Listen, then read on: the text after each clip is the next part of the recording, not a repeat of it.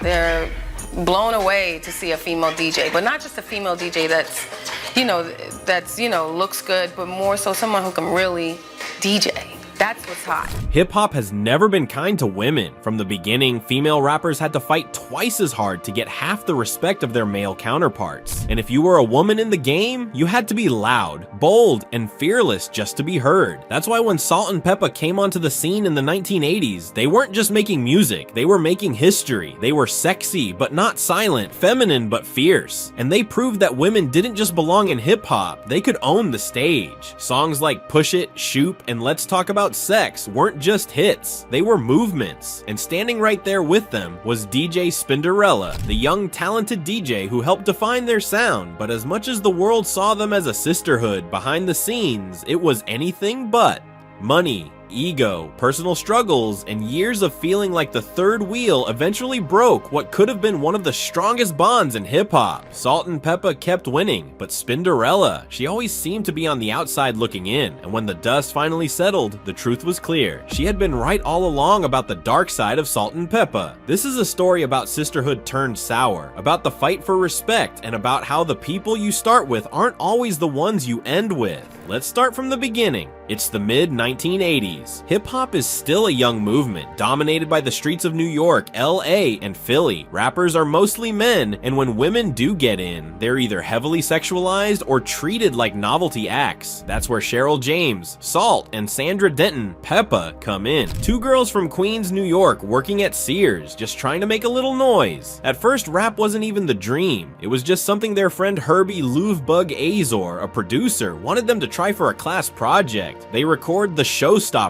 a response to Dougie Fresh and Slick Rick's The Show, and to everyone's surprise, it actually takes off. Before they even realize what's happening, they've got a record deal, and suddenly, Salt-N-Pepa is born. Now, this wasn't just another rap group. They came with personality, style, and a message. They weren't trying to fit in with the guys. They owned their femininity, rocked loud colors, rapped about sex and relationships with zero shame, and had the kind of confidence that made the industry uncomfortable. Then came Push It, a song that was never even meant to be a hit. It was just a B-side track, something they threw on a record without thinking much about it. But once radio got a hold of it, everything changed. Push It became one of hip-hop's biggest songs, putting Salt-N-Pepa on the global stage. And with that fame came the realization that they needed to step things up. That's where DJ Spinderella came in. By 1987, Salt-N-Pepa had already started making waves, but if they wanted to really solidify their spot, they needed a real DJ. Their original DJ, LaToya Hanson, was let go, and instead of bringing in another industry vet, they took a risk and hired a 16-year-old girl from Brooklyn named Deidre Roper, better known as DJ Spinderella. Now, let's keep it real. This was a big deal. Back then, women were not getting respected as DJs, especially in hip-hop. The culture saw DJs as the backbone of the group, the ones controlling the sound, the ones who had to earn their respect in the streets. Spinderella didn't just have to prove she belonged in Salt-N-Pepa, she had to prove she belonged in hip-hop, period. And she did. She wasn't just some pretty face behind the turntables. She had real skills, real stage presence, and she made sure that when Salt-N-Pepa performed, they looked and sounded like a complete unit. But here's the thing, from the beginning, she was treated like an outsider. She wasn't in the same contract negotiations as Salt-N-Pepa. She wasn't getting the same checks as Salt-N-Pepa.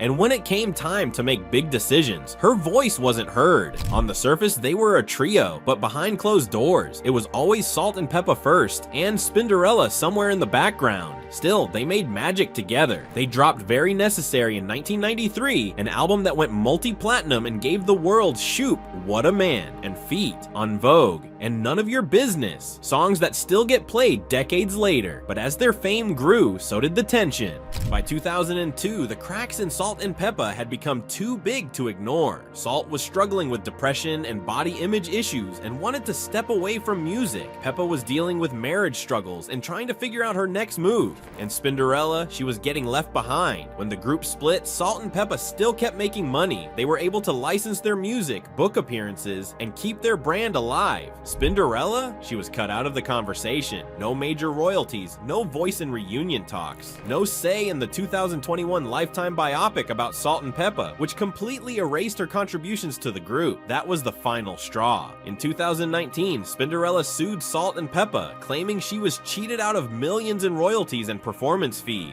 Salt-N-Pepa responded by saying she was never an official member, just a hired DJ, which hit like a gut punch to fans who had seen them perform as a trio for decades. All that history, and they tried to write her out like she was just a backup dancer. Today, Salt-N-Pepa are still legends. They paved the way for every female rapper that came after them. They proved that women could own their sexuality, speak their truth, and still be respected as MCs. And they changed the music industry, showing that women in rap could be just as marketable and powerful as the men. But their story also serves as a hard lesson. Loyalty doesn't always survive success. Spinderella has said she's moved on, but the pain is still there. Salt-N-Pepa have said they're open to making peace, but the damage, it's been done. Because in this industry, the people you start with aren't always the ones you finish with. And sometimes the biggest battles don't happen on stage. They happen behind the scenes.